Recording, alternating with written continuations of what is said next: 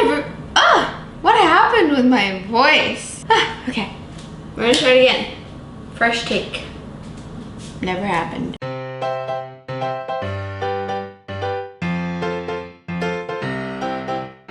Hi everyone, I'm Haley, and today I'm going to make the best pie crust ever. It's so buttery and flaky and delicious. I'm serious, guys, you need to try this recipe. I would not be sharing this if it were not a good pie crust recipe, because trust me, I've had my fair share of, you know those pie crusts you get at the store and they're kind of just like overly crispy and they taste like cardboard.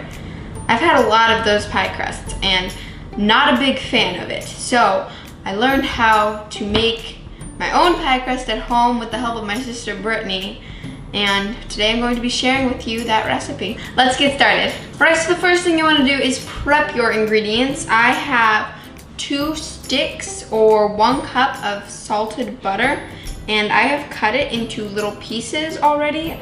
I did this before I started so that they're little baby cubes. And then you are going to want to stick that back into the fridge. You want your butter to be ice cold. The second thing I'm going to prep before I get started is my ice water. So I have about half a cup of water. It doesn't really matter because we're going to measure it out later anyways. And then you're gonna need a few ice cubes to place in there to make it icy cold. These are stuck together, that's crazy. Now I'm gonna place my butter and my water in the fridge until I'm ready to use them. So the first thing we're going to do is mix together the dry ingredients. I have 3 cups of all-purpose flour, and make sure that when you're measuring out your flour, you spoon it into the measuring cup and then you level it off. Otherwise you're gonna pack in way too much flour.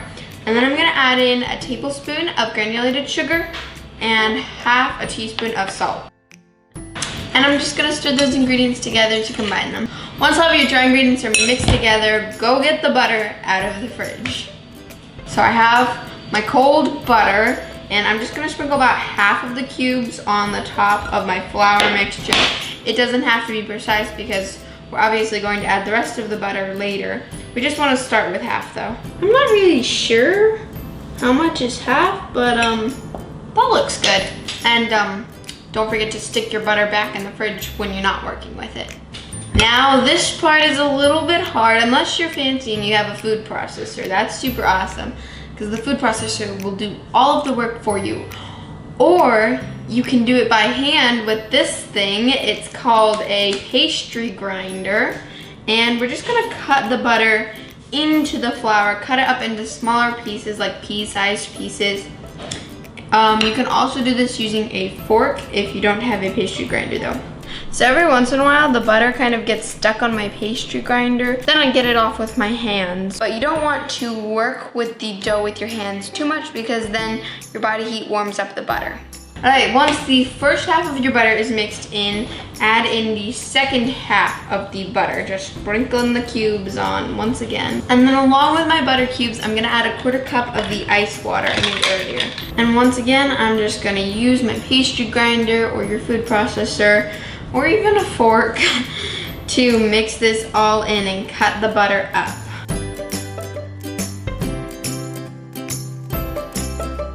Alright, so I finished cutting my butter into my flour, but as you can see, it's still very crumbly. So we're gonna add a couple more tablespoons of ice water until it reaches the right consistency. So it could take anywhere from a 1/4 cup to half a cup of water, depending on a lot of things. For me, it was 7 tablespoons, and that worked.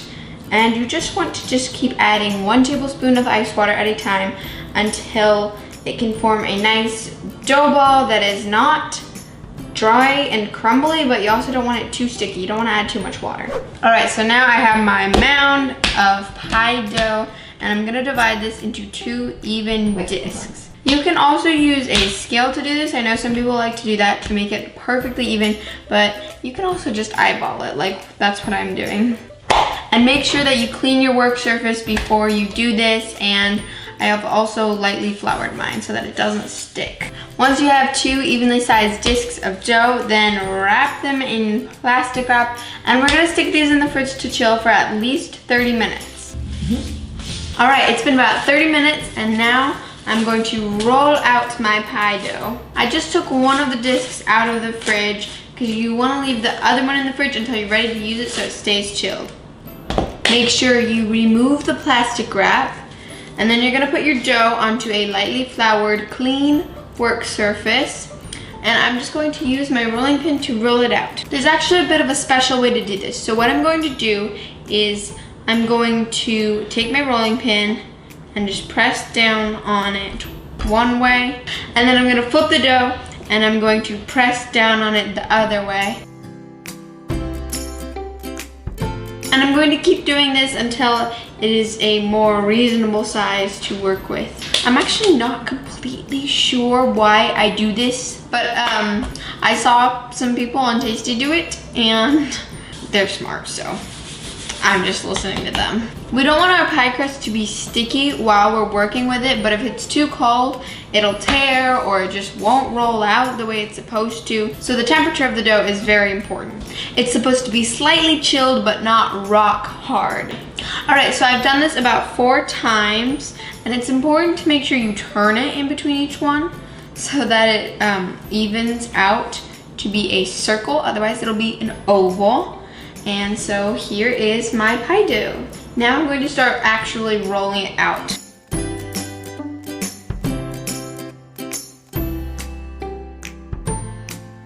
All right, my dough looks good. I'm all done rolling it out.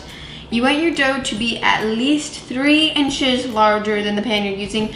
I'm using a 9-inch pan, so mine is roughly 12 inches. It's actually a little bit more than that. And I've rolled it out into a circle shape because that's the shape of my pie pan. It doesn't have to be a perfect circle though, because we are going to trim the edges. But just go ahead and make it easier on yourself and try to make it as close to a circle as possible. All right, now I don't want to scare you, but this is kind of the hardest part. You have to take the dough off of your work surface without tearing it and somehow transfer it onto the pie plate. If you have floured your countertop, it should come off pretty easily. One thing I do recommend doing though is like just taking one edge and like kind of pulling it over just to make sure it's not sticking, and then take the other edge and pull it over. And then once you know that it's not sticking, you're pretty much good to go. You can wrap it around your rolling pin if you want, but my rolling pin is super heavy, so it would actually probably crush my dough. So I'm just going to use my hands to transfer this to my pie dish. Ta-da! Yay, I did it! All right, now that I have my pie crust in, I just laid it like flat on top, and then you're gonna wanna lift up the edges. Don't push in the bottom. Lift up the edges. That way you don't tear the pie dough. So you wanna lift the edges and then lightly press them into your pan.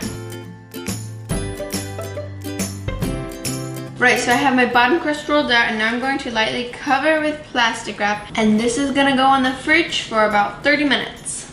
All right, it's been 30 minutes for my bottom crust going back into the fridge a second time, and now I'm going to fill it. Now that you have the base crust, you can basically just fill it with anything you want. I'm using a cherry pie filling today, but there are so many different pie fillings out there, so just use your favorite.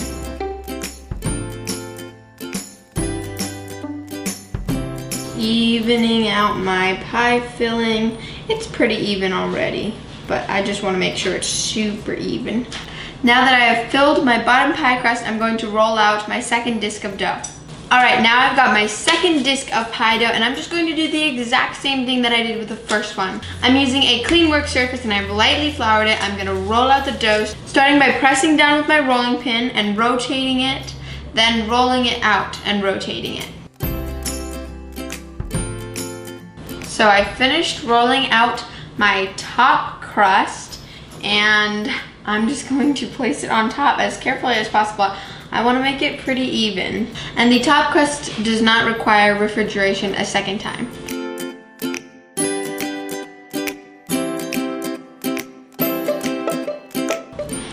This is probably as even as I'm going to get it. Now my pie is assembled, and there's one last step before we bake this. I'm going to trim the edges and decorate the top. And I'm now realizing that I actually have to trim off a lot more. So cut off anything that hangs over the edge of your pie dish. Now I'm done trimming the edges of my pie crust, and I have this little ball of dough that is leftover dough that I just trimmed off, but save that for later because you can decorate the top of the pie crust and it's so pretty. The next thing I'm going to do is take a fork and crimp the edges. Just want to press in lightly, but not all the way into the pan.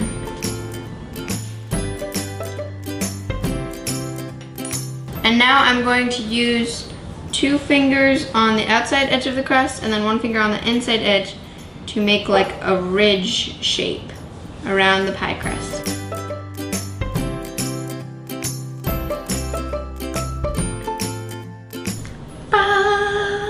Alright, I finished making the edges of my crust. It looks so beautiful, and you can stop here if you want, but since I have so much extra dough, we are going to decorate the top and make it look even prettier. And here to help me do that is Brittany.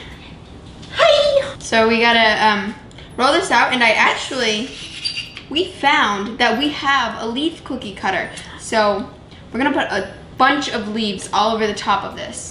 Normally, if you don't have a leaf cookie cutter, you can just cut it out to make it look like a leaf. It's a little harder, but it's not impossible.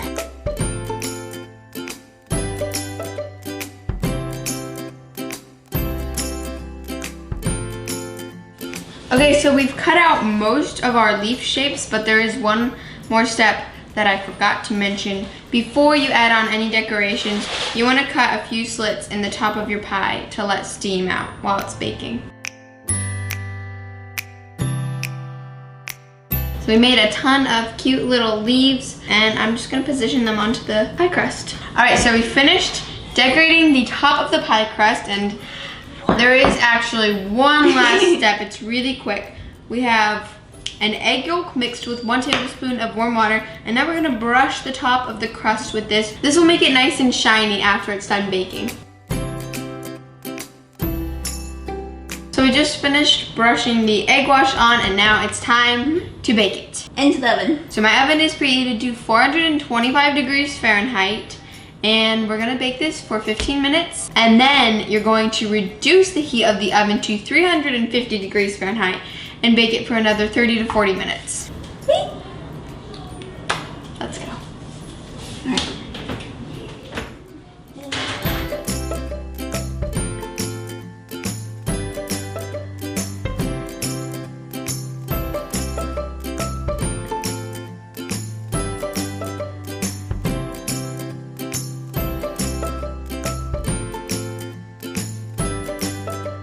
And voila! My pie is all finished. It looks so beautiful. I baked it for about an hour, and then it's been cooling down. You want it to cool down completely before you cut into it. Otherwise, it's just going to be a goopy, liquidy mess. Mine was in the freezer for 2 hours, and you can chill it in the freezer, or you can keep it at room temperature for about 4 hours at least to let it cool down. So if you've noticed by now, I don't know if you have, but there's actually a slice taken out of this pie, and that's because this is my second time filming this. So I recorded myself, and then I realized that my audio wasn't recording.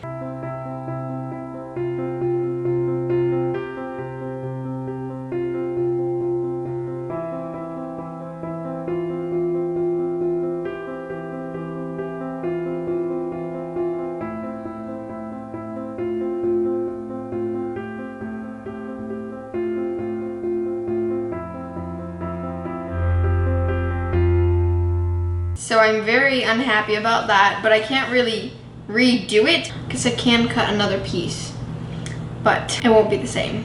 Okay, let's try this. Just kidding, I already did. So what you want to do is get a sharp knife, because otherwise it probably won't cut your pie crust, and then it's just gonna stay at the bottom of the pie pan. You're gonna get everything except the bottom crust. That happens to me a lot for some reason. And gonna take it out now. Ooh. Oh, okay, I thought I dropped some. Okay. And there you have it, my stunning, picture perfect piece of pie. I'm just kidding, it looks pretty messed up, but it's okay. As long as the pie tastes good, that's all that matters.